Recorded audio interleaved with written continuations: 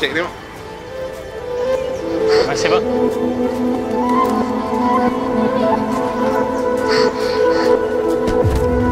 Dik, berani kamu ambil baju tu?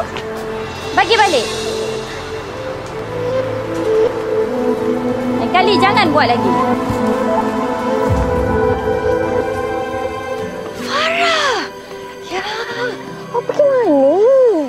Mana adik-adik semua? Dah balik dah ni. Adam!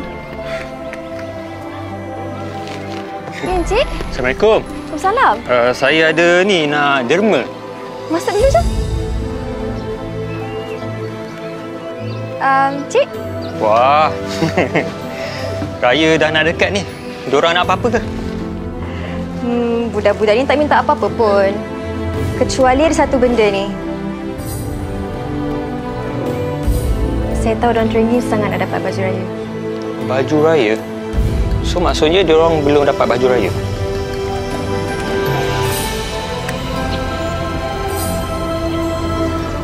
Biasanya penderma rasa yang baju raya ni tak penting. Cantiknya. Bang nak tolong boleh? Alah, biasa je. Tiap-tiap tahun macam ni. Tak special pun. Yelah, diorang ni kan budak-budak je. Besar maknanya kan baju raya tu.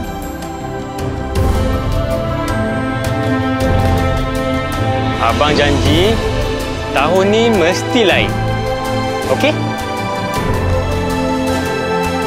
Abang janji.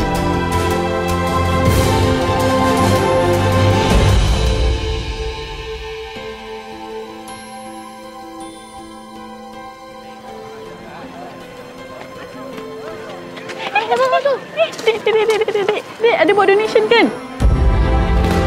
Terima kasih.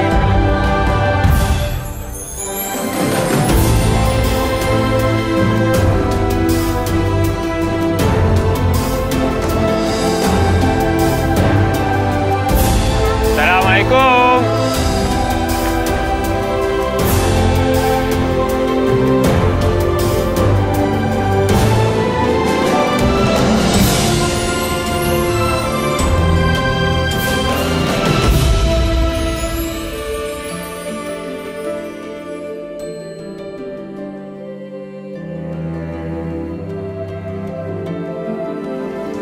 Adam! Adam! Baju raya ni bukan cuma pasal kain, warna atau hiasan. Dia ada cerita. Macam aku. Dia bagi rasa macam kita ada tempat untuk yang rasa sorang-sorang kat dunia ni. Dan untuk yang perlukan sokongan supaya dunia rasa kurang sepi.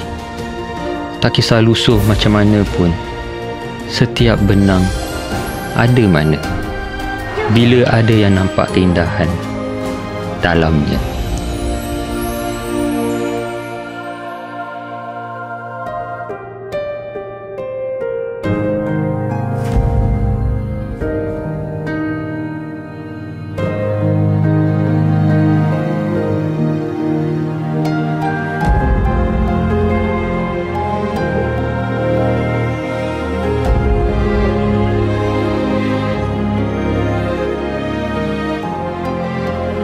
Selamat Hari Raya, Bang. Selamat Hari Raya.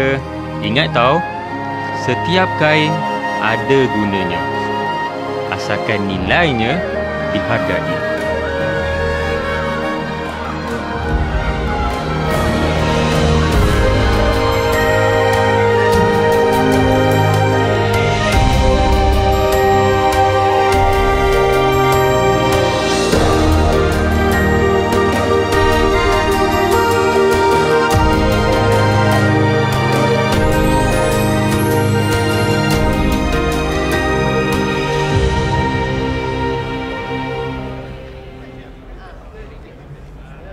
Mak saya kata, setiap kain ada gunanya. Yang penting nilainya dihargai. Terima kasih. Sama-sama.